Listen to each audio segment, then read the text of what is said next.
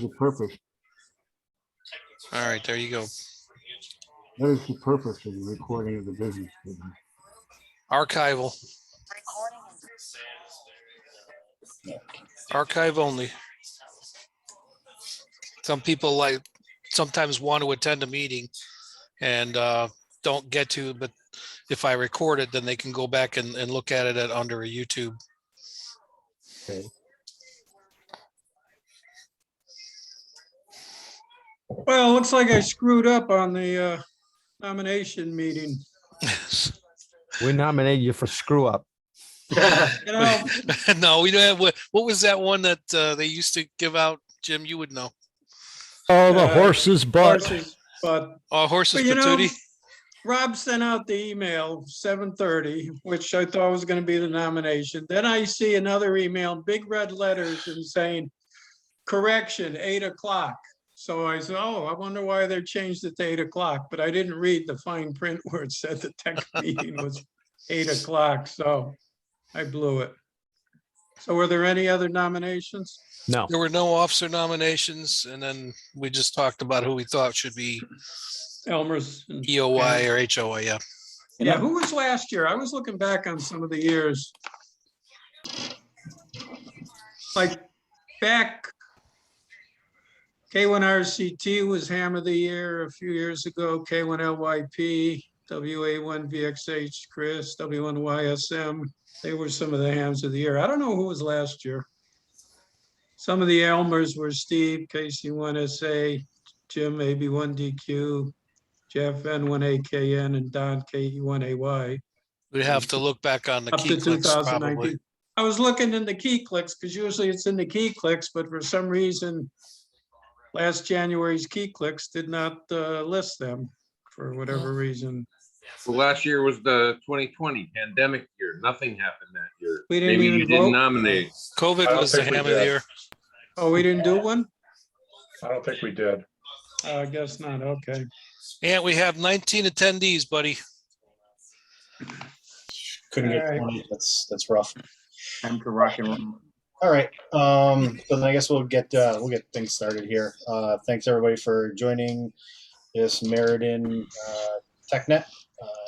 And I will be presenting. I am November Uniform 1 Uniform Ant from the Middlesex Club, and tonight's presentation is going to be a pretty straightforward presentation about emailing over your radio. So the application that we're using here is called WinLink. You do need a Windows computer or some way to run a Windows application in order to get WinLink up and running with your system.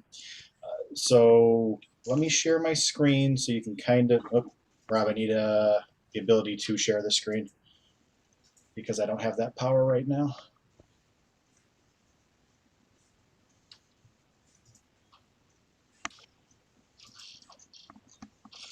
Wonder if Rob walked away, which would be bad. Oh, there we go.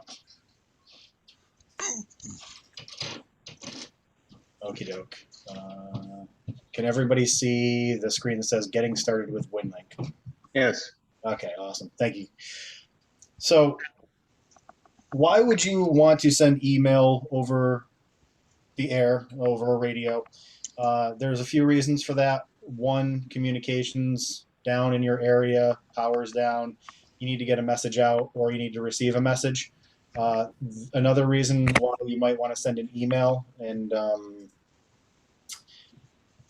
would be that with voice communications or Morse code, you have to sit at the radio and spell out what you've said. You need to have said station come back when you're sending traffic just to ensure that what was said is accurate.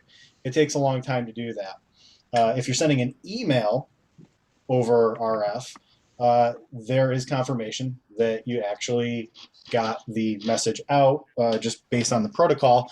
And the other station is going to have everything that you've written out in your email in their mailbox. Not only are you able to email between WinLink stations, but you're also able to email to stations that, well, not stations, folks on the internet. So anybody who has an email address, you can send an email to via WinLink.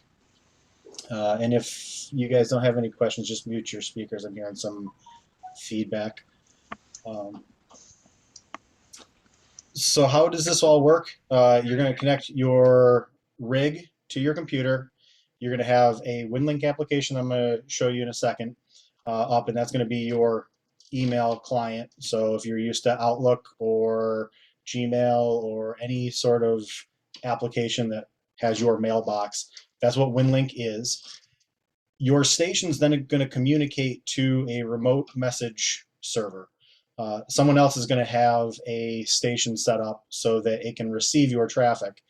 And then it goes out to the internet and goes to these common message servers, the WinLink servers. This is where all of the messages are stored and sent out. So that's the basics to it. If you don't have a station and you still want to run, if you don't have the ability to transmit via RF and you still want to use your WinLink application, you're connected to the internet, you don't need a rig, you don't need anything, you just run the application and you can still communicate via Telnet. So Telnet's the easy way to get into WinLink if you don't have your rig set up yet. So that's the basics to WinLink. In order to get WinLink on your system, you go to winlink.org/WinLink Express. That's the easiest way to get to the download, and I will share that in the chat. Once you're here, don't click this download tab. Just scroll to the bottom and click on this download link, WinLink Express current production version. If you click on that, it's going to download the zip file where you can run the application. If you click on this download link here, it's going to bring you to folders that you need to go through to find the app, which is down here. So what you want to do is go to that link I put in the chat, which is winlink.org/WinLink Express. Scroll to the bottom here, download WinLink. Once you have that installed, it's going to go through some basic setup. You're going to set up your call sign, your password, everything that you need in order to start using WinLink. I may be able to show that. The problem is that it has a registration key that I'm not supposed to show. So let me scroll this, and it's only going to show some of the information because there's a registration key I don't want everybody to see. There we go. So you're going to put in your call sign, password, your recovery email, so your email outside of WinLink that you want the password to be sent to if you ever lose your password or need to recover it, what grid square you're in, contact information optional, and then you're at least set up on the WinLink system. So what does WinLink look like?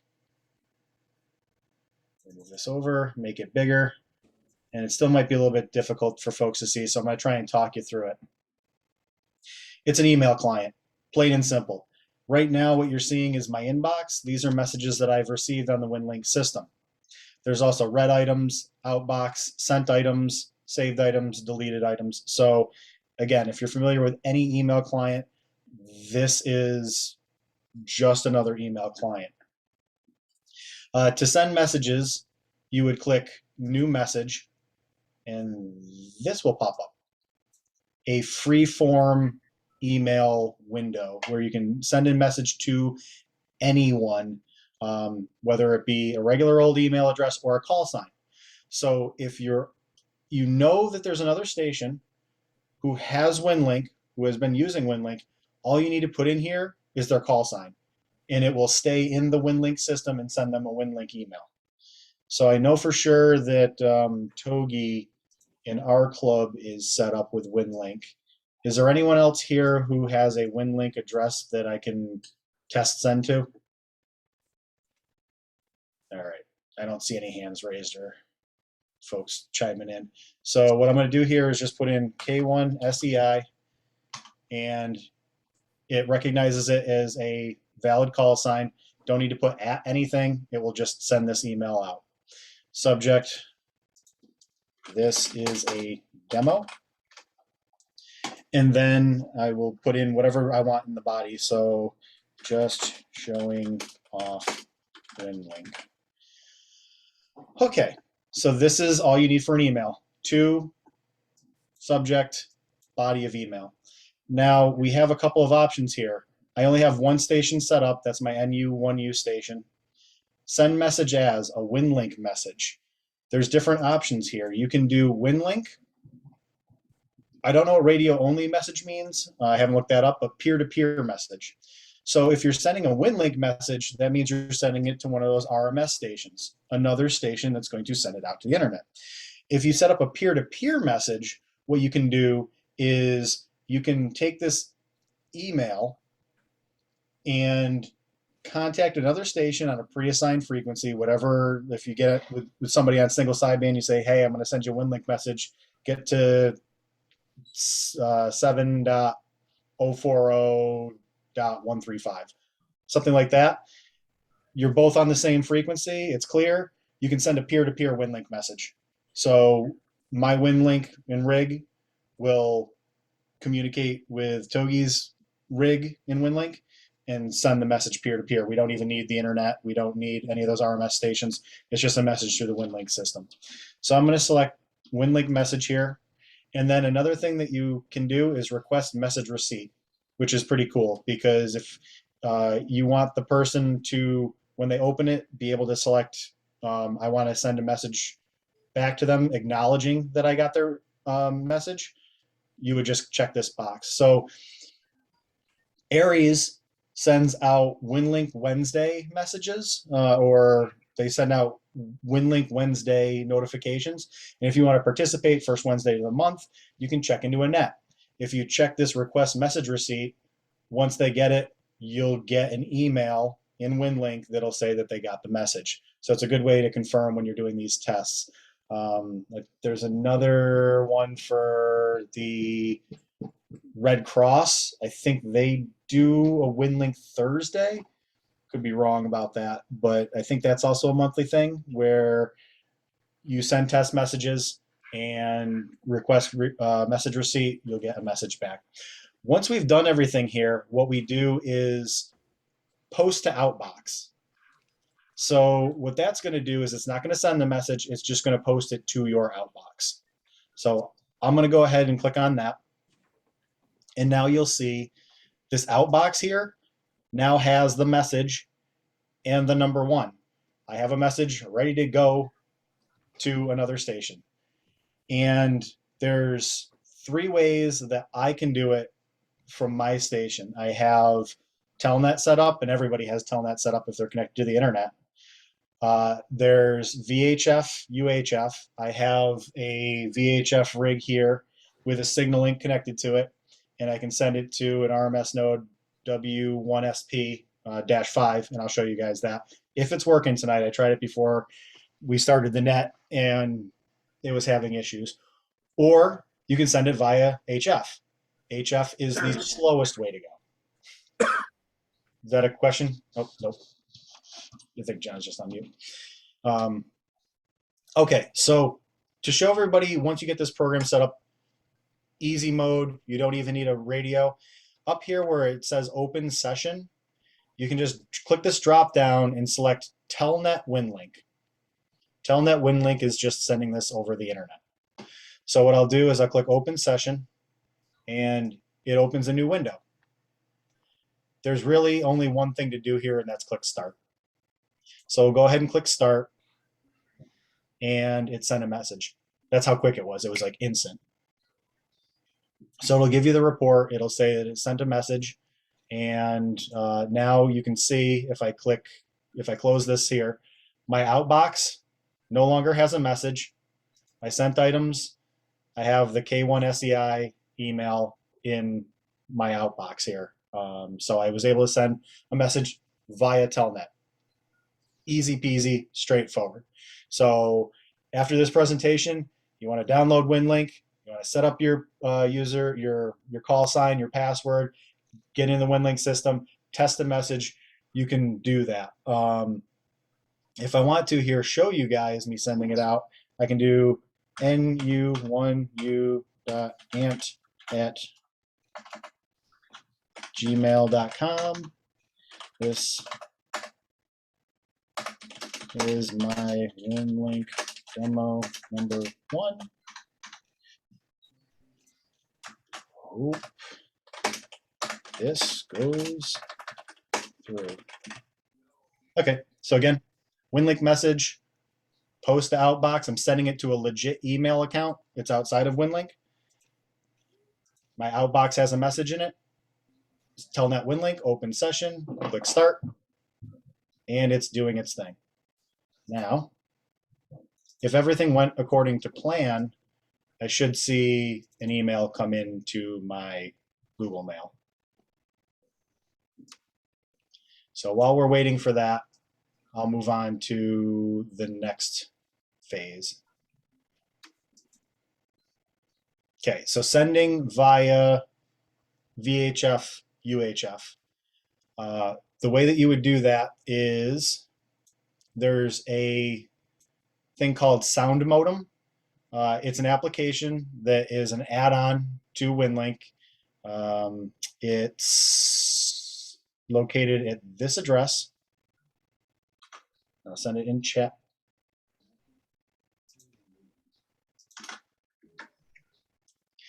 Where you would download this sound modem and you'd install that, and it will communicate with your signal link for packet.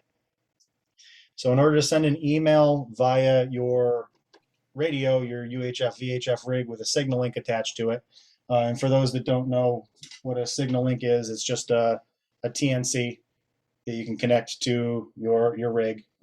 It connects to your computer via USB and then the data cable up to your rig. So we'll send another email here. Stand by. I have a question. Go for it. Will that also work with a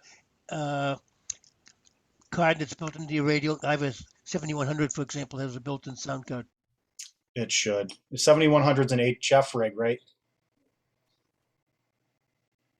It's also VHF. It's also VHF. Okay. It should. I'm not sure if you can do packet with that or if we're talking about Vera HF. So yeah, it's probably. The answer is maybe. So while we were talking, you can see the email came in, my WinLink demo. Hope this goes through. So you can see that nu1u@winlink.org. I got the message. Easy peasy. So next up, we're going to make another email. And we're going to send it to the same address, nu1u.ant@gmail.com. Test via VHF. Let's do this again via VHF. Okay, posting to Outbox, same thing, WinLink message. The only thing that we're going to do different now is instead of doing Telnet WinLink, we're going to select Packet WinLink. Then click Open Session. Now what's going to happen is this sound modem application is going to open, which allows me to interface with the Signal Link USB that I have on my desk here. And I'm sending a direct message to a station, that station being one of the RMS stations. In order to figure out what station you can connect to, you can click this channel selection up here, and it's going to list all the stations that are nearby you. So WISP-5 is my closest station. It's in Haddam, 8 miles away. I've tried these other ones, and none of the other ones I can reach. I can't reach KB1AEV, although maybe at night I can. W1AW, I don't have any luck. W1SP has been old reliable for me. So hopefully that's going to work. What I have to do is I have to manually tune my radio to 145.690 and then put in W1ISP in this section here. Once I have that all set up, this modem down here is going to read the signal coming in and also transmit it to the radio. So I'm going to turn up the volume on my radio, and you're going to hear what's coming in. You're not going to hear what's going out, but you're going to see some stuff also happen down here on the spectrum graph. So I'll go ahead and click start. And now you can hear modem noises. That's me trying to connect to W1SP.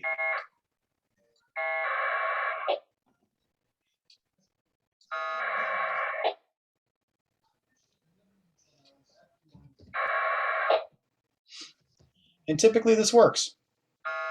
Tonight it doesn't want to. So I'll try one more node, see if I can get it to work. So we'll go to channel selection, and W1AW is 145510.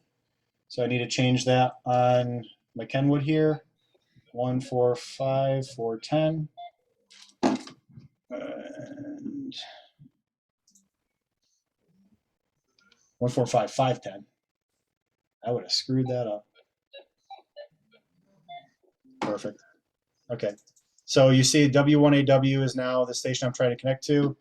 I'm going to click start again and see if anything comes back.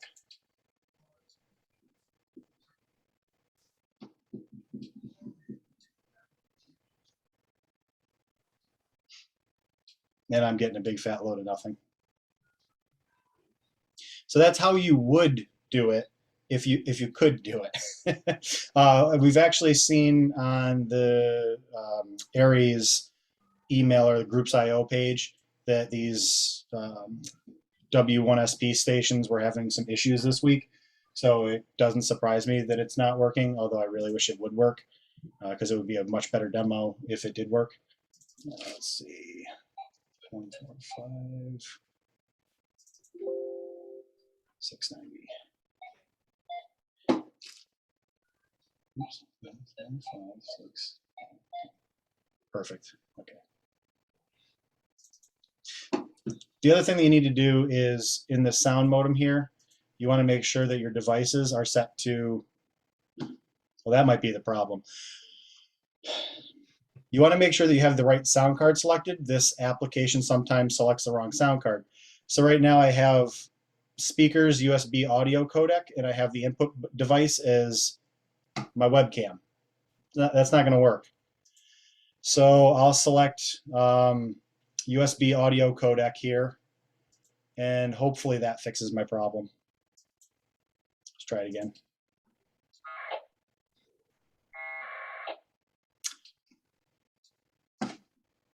It's working now. So you can see that I'm connected to the RMS packet gateway, Middlesex County. You can hear the modem sounds coming in, and now the application recognizes it because I selected the right sound card. And it's me transmitting right now, so you can see W1SP-5 DE. This is NU1U, my grid locator, and then messages going out. It looks like Togi was kind enough to send messages back to me, I think. We'll find out.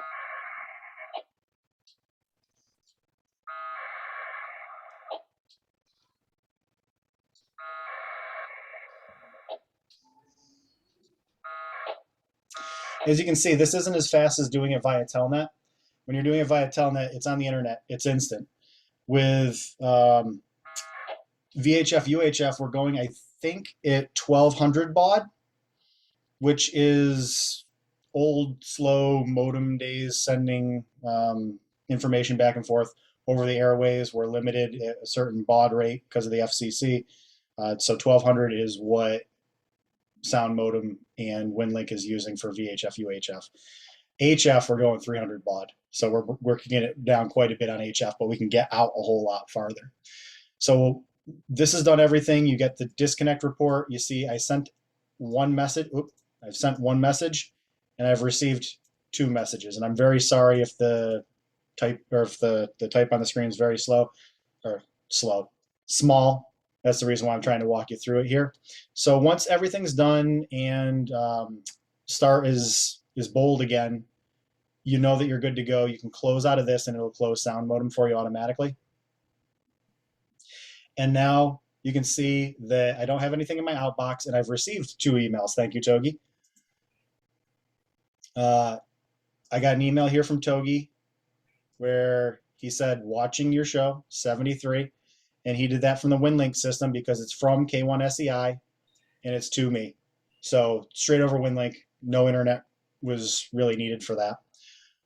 And then over here, I sent a demo and Togi sent the acknowledgement back.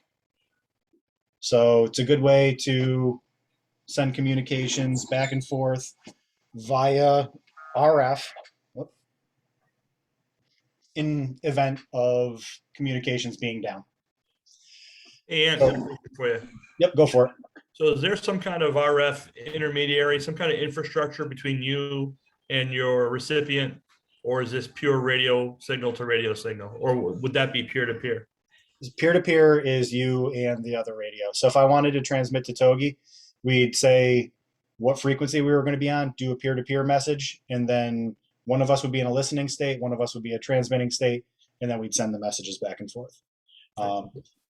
If you're not doing peer-to-peer, this infrastructure is part of the WinLink system. So you're sending a message to an RMS server. That server is sending it to the common messaging server to store everything. And then when it's required and the station's asking for messages, it's being regurgitated back either over Telnet or over RF to your station. Right. So that message you just sent and received to Togi, that was pure RF. That was nothing in between you two. No, Okay. that message was sent to the WinLink servers. Okay. And then Togi received it. Togi sent an email back to me with the acknowledgement. And then he also created a message, sent it to the WinLink servers. And then I contacted that remote messaging server, which is the W1SP, to pull that message from the system. And actually, you can see on the Aries site the ones that are local to us, which are, if you go to, and I'll send it in chat, that website, we have these WinLink 2K. Actually, is that the right one? No, RMS packet gateways. So this one here, WISP5, 145.690, that's what I'm connecting to. And that's the RMS packet gateway that is shown here, the RMS system. That's what I'm connecting to when I'm connecting via UHF or HF. Question? Go for it. Okay, could you send a message to, assuming you can't reach Togi directly, send a message to him through W1ISP, whatever, without using the internet, where he could then receive it without using the internet? So that's what we did here with this ACK. This is a demo. I sent this message right here. This is a demo to K1SEI. Because it was to K1SEI, it stays in the WinLink system. Togi can then use his radio to open a session, connect to the RMS server, and it would pull the message. Now, the internet has to work wherever the RMS station is, because that station needs to be able to pull the message from the CMS servers. So these RMS servers is who you're connecting to via RF. These servers here are storing the messages to be regurgitated back to these remote messaging servers when they request it. So imagine that this station on the left is me, the station in the middle is Togi. I create an email and I don't need the internet at all. I use HF, let's say HF. I haven't shown that yet, but let's say I use HF and I contact an RMS station in Florida because communications are down in the Northeast. My email will go out via HF to that Florida RMS station. It's still connected to the internet because communications are good in Florida, stores the message. Togi also can't communicate to the internet. Communications are down in the Northeast. He connects to a station in Tennessee. That Tennessee station is not affected by our communications outage in the Northeast. It pulls the message that's on these servers, sends it to Togi. So Togi and myself, we just used RF. We didn't use the internet at all. The stations that we're communicating to, they're still connected to infrastructure on the back end. Then they're able to pull those messages. Not only can you do it inside of WinLink, but you can do that to people on the outside world that have an email address that are connected. So in the event of, in Tennessee, they had that the RV bombing outside of, I think it was AT&T, and communications went down in Nashville. I hope I got the whole story correct. There was a ham down there who was sending WinLink messages to family members outside of Tennessee saying he was okay, because phones were down, internet was down, everything was down because of that explosion, and nobody could call them to find out they were all right. So he was sending WinLink messages with RF to folks that are connected to the internet outside of the affected area. Does that all make sense? Question when you're ready. Sure.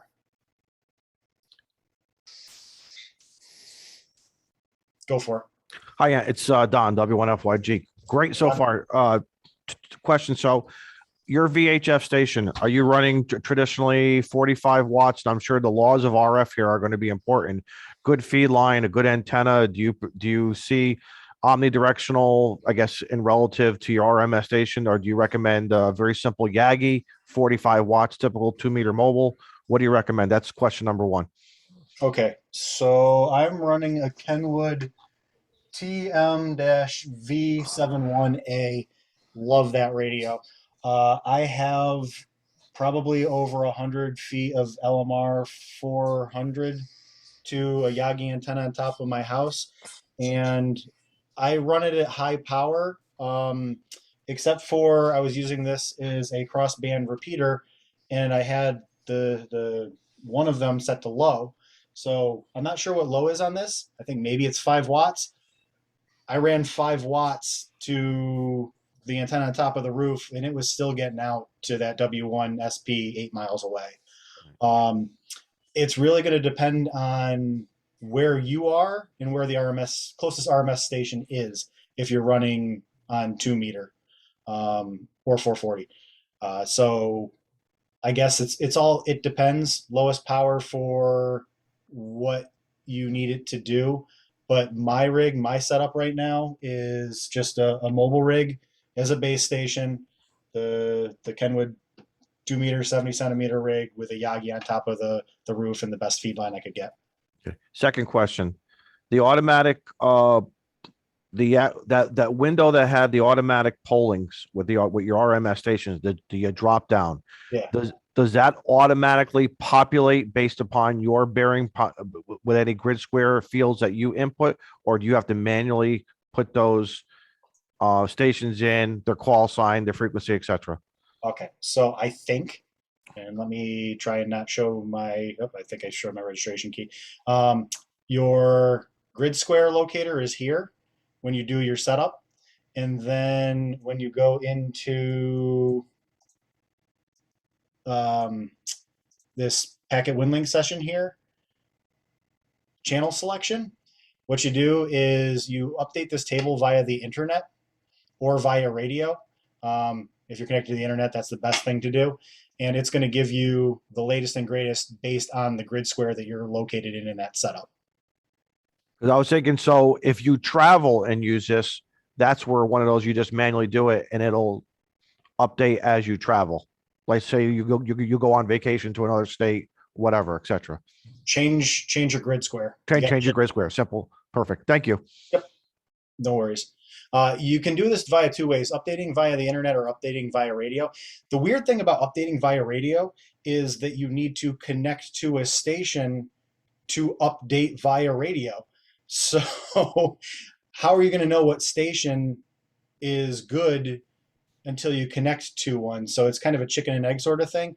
So hopefully you have this all set up with your favorite stations, ones that you've tested with before and you know are good to go, in order to use it moving forward. So practice. You always want to practice with WinLink, because this is kind of an emergency type of application, and you don't want to not have an emergency plan when there's an actual emergency. Question. Go for it. So I'm to assume that the best way to use WinLink is over the internet, if it's available, because it would take the load off the RF repeaters and save that for more important traffic. Is that correct? I don't think that these stations are all that busy, the VHF stations. They're very local. So like W1SP, if I leave the audio up on this, you probably won't hear it make a whole lot of noise all the time. It's probably like APRS traffic, where it's just every so often you'll hear something. On HF, on that side of the house, That one might get a little bit busier. When we had the American Red Cross WinLink weekend, it was very hard to find a WinLink station that wasn't in use. So if you were sending via HF, it was a real tough time. VHF Also was a whole lot 300 easier. baud. And yeah, and it's 300 baud. So if you want to practice just sending messages, or you just want to send a message out to send a message out, Telnet, internet, best way to go. If you want to practice for emergency situations, you want to make sure your stuff's still working, do it via RF. Question is, Yeah. so if everything's down in the Northeast and I want to check my Gmail account to see if I've received anything, can I use this to do that? No. Nope. This is WinLink only. Can WinLink send an embedded image in the body of the message? WinLink can send attachments, but you probably don't want to. It's very slow. Togi and I tried sending some attachments, and we did some really basic attachments. It took forever, especially via HF. Is there an attachment size limit? Most emails have that. I don't know. There is. I don't know what it is. And I actually haven't gotten to kind of one of the things that you can do inside of WinLink, which is forms. I don't want to not answer folks' questions though. I wouldn't recommend attachments unless they're like text message attachments, because really the reason why you're sending with WinLink is to get information in and out. Pictures, it's a lot of load on RF. It's better to send text And message. it's just an observation. It looked like you had at one screen that you had up, it looked like you had a bandwidth of about 2K. Is that correct? I'm not sure what screen you're talking about. The one that had the waterfall display. This waterfall here? Yeah, you see where you got your 2 arrows, 2 red up arrows and 2 black down ones? It looks like it's around 2K. Maybe. So I would say that's probably what your limitation is on bandwidth. That's a guess. I'm not sure. This is going out via FM to the 2 meter RMS station. So whatever the bandwidth is on FM. And a second question, the W1SP, is that the Connecticut State Police Yes. club or whatever? Yeah, it is. Sure I didn't is. know they operated so many. Yep. So this is a joint venture between CTDE MHS and the Connecticut State Police Radio Club, W1SP, and CT Aries. Oh, very cool. If you want to know anything about Packet, K1HEJ Larry, he is amazing. He is Yeah. knowledge base of Packet. So if anybody has any question about Packet stations in Connecticut, he's the guy to hit up. K1HEJ. K1HEJ Larry. So I have one question from John Remedy. Ant, are you familiar with WinLink Express for Linux using a virtual machine engine, VM engine? I know you can do it. I haven't tried. It's whenever you're doing any radio stuff with Linux, it's always a science experiment, and you have those guys that are really good at it. I prefer to go easy route, and that's why if any of you have seen me operate satellites, I have a station there, full Doppler control, just let it do its thing so I can just hit the button. Talk about drooling. Any other questions before we move on to the showing HF? Nothing, Yeah, nothing in the chat. Yeah, Togi? Yeah, I was going to mention, make a comment about the attachments. I think there's a technical attachment limit somewhere around 64K or something like that. But I think the WinLink organization in American Red Cross recommends it being no more than 1.2K to be practical in sending stuff around. And if you'll notice, when you log on to one of the RMS stations, it'll say, like, you have 500 minutes remaining. And it seems odd because it only takes a couple minutes to do a short message. But if you were going to send an image I had that I tried to send to Ant one time on peer-to-peer, it may take a half an hour. And so those minutes go by, and I guess those RMS stations have that built in to block people from sending long attachments. Hmm. So it's good for short stuff, but you're not going to watch Netflix on it. That's why they have slow scan TV. Yep, exactly. Anthony, just a quick question, please. Go for it.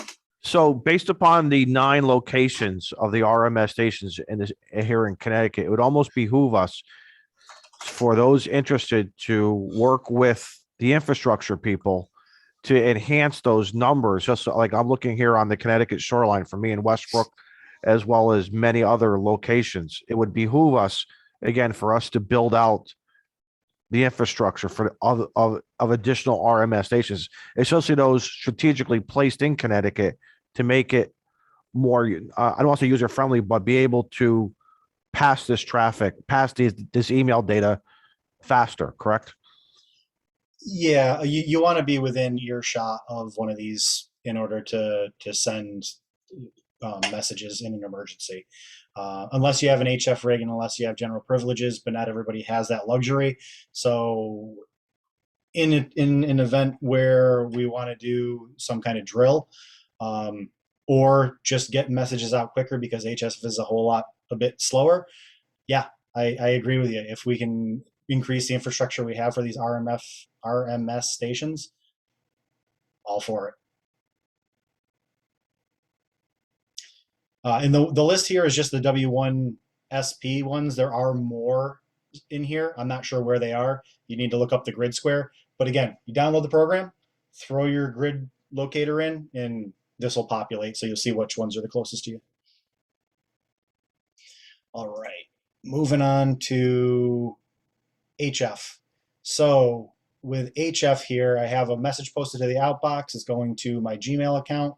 Now up here, I select one of the HF protocols. The one that is apparently the most popular, the one everybody's using nowadays, is Vera, I'm not sure how it's pronounced, HF Winlink. So we select that. And in order to use that, again, there's a companion app, and it's located at this website, where you would download this Vara HF high performance HF modem. It essentially allows you to talk with other stations that have this running, other RMS stations that are using Vara RF. There is a license fee for it if you want to run at full speed. You don't have to buy it. You will run at a slower speed, but you can still use it. So if you're interested in using WinLink often and you don't want to sit around waiting, you can pay whatever the fee is in order to get the license key for it. I think it's $70. It's not insignificant. So if you're using it every once in a while, don't bother. Just use the version that's not licensed. You can still use it. So moving back over to our session here, I click open session. And it has launched this application that looks a lot like Sound Modem, but different. And it's going to give me this screen here where it's going to show that the Vara TNC was launched successfully. Signal bandwidth is 500 hertz. ICOM 7300 is connected. And I have a registered version that can operate at full speed. Great. A couple things that we want to do here is we want to go to channel selection. And channel selection is going to give you a giant list of what it thinks is your best chance of getting out and being heard. It's going to give you your frequencies, it's going to give you the station names, it's going to give you the distance, and the path reliability estimate. So green, good. Yellow, not so great. Red, pretty bad. So you want to organize these things by green. Also, it doesn't know how good your antenna is. 80 meter for me is terrible, so I don't select any of the 80 meters. I usually stick around 40 meter. And this station here, which is 700 miles away, I was able to connect to before the meeting. Hopefully propagation gods are still smiling upon me right now. And I'll select that station. Oh, so that was my VHF station making a noise. You can see it wasn't very busy. Tunes to the right frequency that it needs to be, what the station call is, and then all I do is I click start and hope that we're good to go here. So you can see down here it says connecting, and it's giving the number of tries to connect to the actual station. And if I hear the station come back, it'll start doing something other than trying to connect.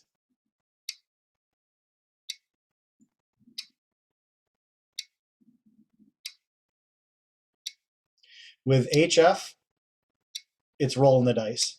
You're not sure if you're actually going to have the station hear you or not, or be online, or whatever happens to be the issue. So right now I'm up at 14 out of 15 attempts. It's going to send my station call in Morse code and disconnect. Oh, made a liar out of me. On the 15th try, I connected.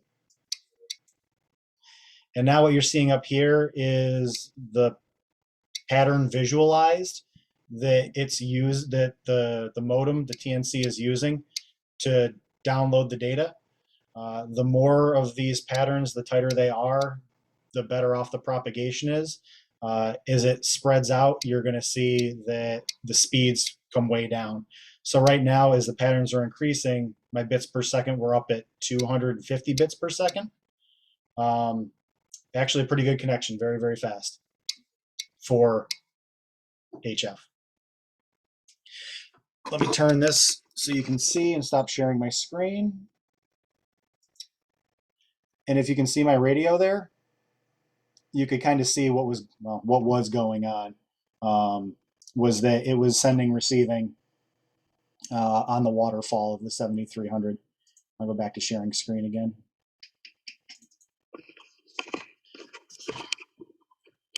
Come on. Holy cow. All right. Same messages that you got before. I connected to W6 IDS. This is NU1U, my grid locator. I sent a message. It took me 13 seconds, how big it was, and more information about what was sent. So that's via HF. That was 655 miles away, outside, hopefully, the range of whatever EMP went off locally and killed communications, and my radio was shielded in a box so that I could still do this. And then close this out. You can see that there's nothing in my outbox, and I got the message in my email over here. Test via HF number 3. And that's to my NU1U account. So we got Telnet, we got VHF, we got HF. I've shown you the 3 ways that I know how to send and receive via WinLink. But that's not all. Does anybody have any questions at this point before I show you forums, which is kind of like the last thing that I want to show you tonight on WinLink. There's also ways to show your location via WinLink, but I haven't done that yet, so I'm not going to show that off. All right. So what we're going to do is we're going to make a new message. And you can do that freeform thing that I was telling you about, where you can just type anything in, or you can fill out a form. And forms are ways to organize things so that folks that are receiving the messages get them into something that's a little bit nicer to read than an email. So we'll click select template here, and we'll go to standard templates, general forms, and WinLink check-in. What that's going to do is that's going to open up a web browser. That web browser is going to have information that you can fill in. It looks a lot prettier than an email. So what we're going to do is, I'll go back to WinLink to show you what I did to get here.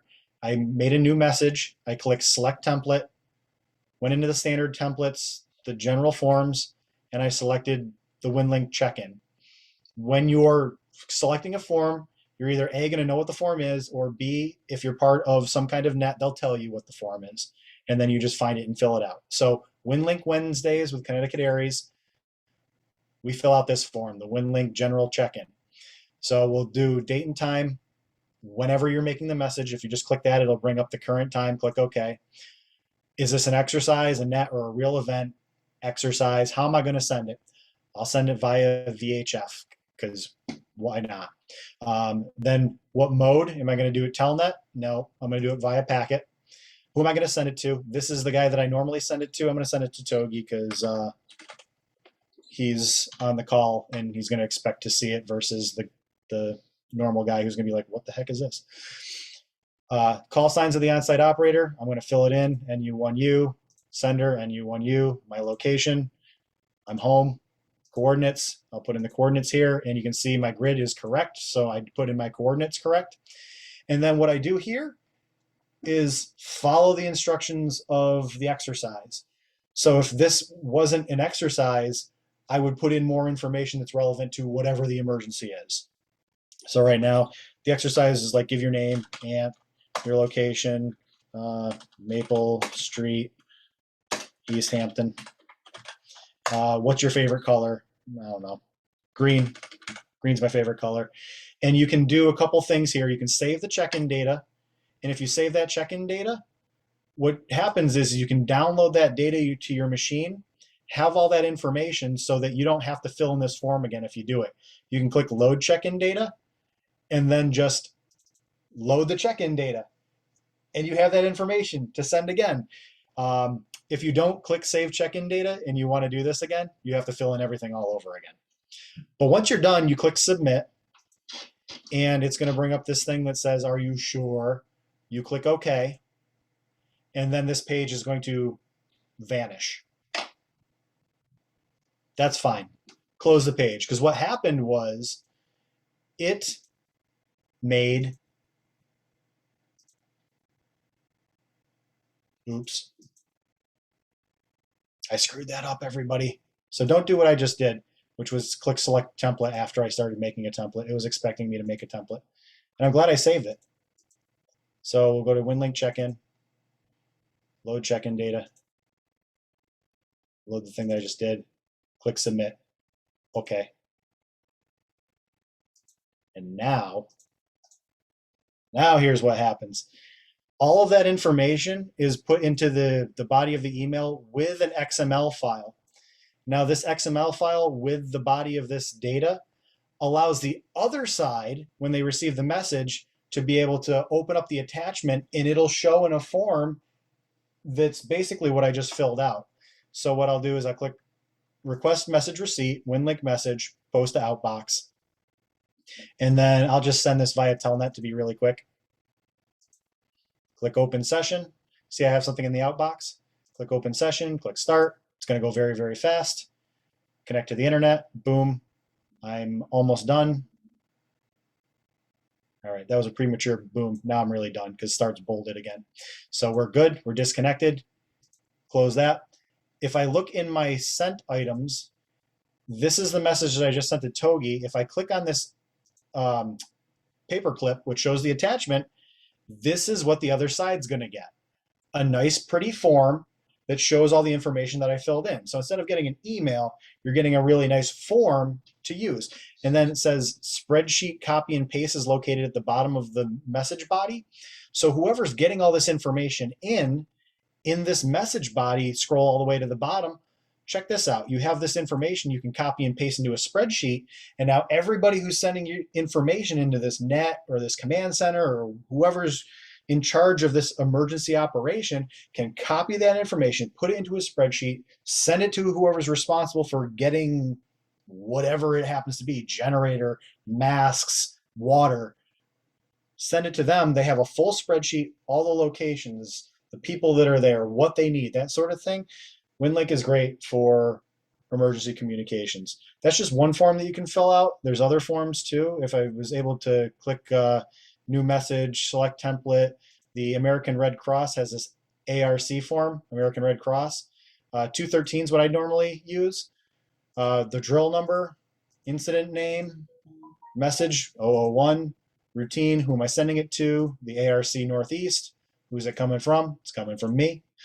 Subject, whatever the drill is. This was one of the previous drills. And then message. What's the message that I want to send to the American Red Cross with the emergency. Approved by, it was approved by me. Position, I don't have a position, I'm just Joe Schmo. Click submit.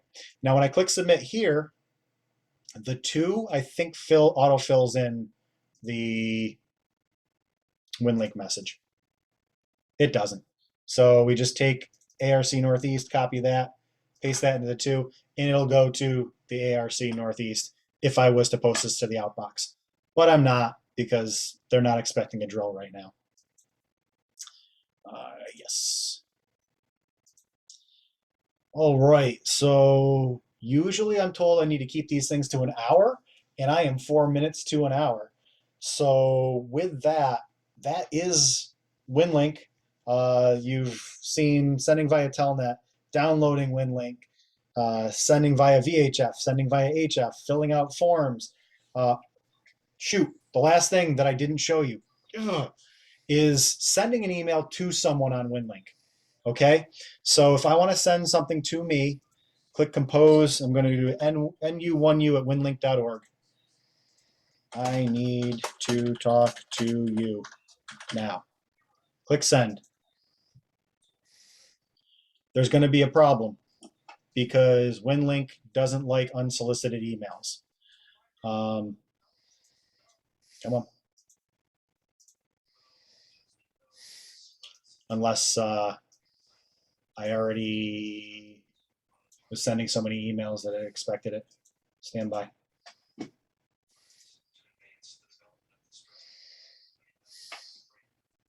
Okay, let me send this from another, actually.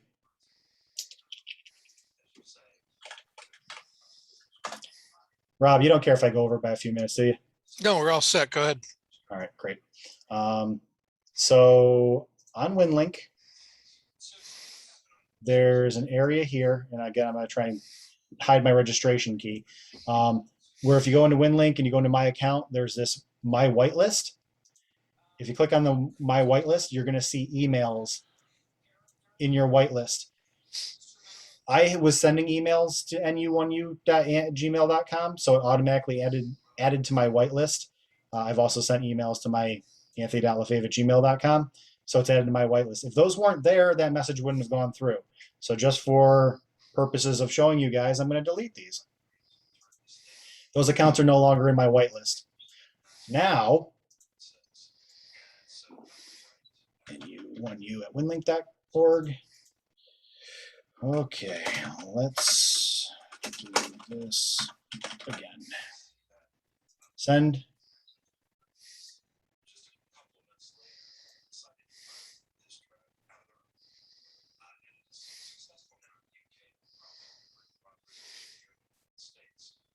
Okay, perfect. Here's what we get. If you are not part of the whitelist, the person sending is going to see this message not delivered. The response from the server was you're not authorized. See winlink.org for help. So I'm going to click this link. What you need to do if you're not on someone's whitelist, you're sending into the WinLink system, is you need to first send a message with the subject line //WL2K. And now if the person actually read this, they would have clicked the link. They would have got this giant explanation that should just say, put this into the subject line of your email, and your email will go through. But it doesn't. So what we're going to do is we're going to click compose, nu1u. Hey, bud, you want to talk? Okay, accept this message, please. Okay, so now I have the //WL2K. Click send. The message will not bounce back on me this time. What's going to happen is if I go into my WinLink can't talk, holy cow. Go into my WinLink application. I click open session. I'm going to do it via Telnet because it's faster.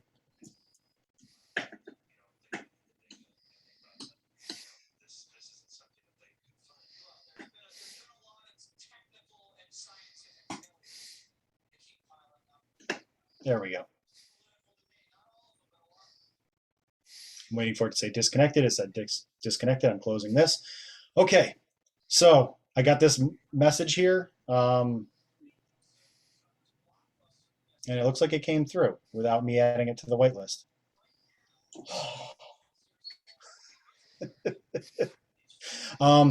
Usually what's going to happen is it's going to send a message that wants you to add you to the whitelist. So you'll see this here where it says approval needed for message. This was earlier what would happen if I had sent that out. So it says a message from anthonylefebvre@gmail.com with subject line / WL2K demo to show the power of WinLink. It's coming through. To approve this message and all further messages from anthony.lefebvre@gmail.com, simply reply to this message or edit your whitelist. So that's what should have happened. That's not what actually happened. So the message did come through. That might just be a remnant of it being in my whitelist earlier. I don't know, but it came through. So if you have someone that you want to communicate with you on your WinLink address, just remember to tell them that for the first email, they need to send it with this at the beginning of the subject line, or manually go into your whitelist on winlink.org and add them to this list just by typing in their address here and clicking save. All right, that was everything. So I went over by 2 minutes. Does anybody have any questions, comments, concerns? What did I say that was wrong, etc.?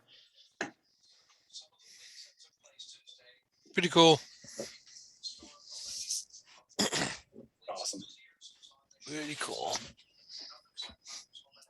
All right, guys, if you have any questions about WinLink in general or setting it up, anything that I talked about tonight that confused you, I'm good on QRZ. Just send me an email. It'll forward to my longer, harder to type email address, and I'll respond to you. I thought it was very good, Ant. Thank you very much. I learned a lot from it. Yeah, I learned a lot too. And I wanted to learn about WinLink, and this is the perfect venue for that. Yeah, it's not hard once you have someone show you what's going on. Just like anything in ham radio, everything seems intimidating until you actually see it, and it's like, oh, it's not so hard. Except for CW. CW's hard. Oh, it isn't. Speaks the guy that can copy 50 words in a minute in his head. Yeah. Awesome. All right, guys. Thanks a lot, Ant. I appreciate you. Very good, yeah. Thank you, Ant. Very cool.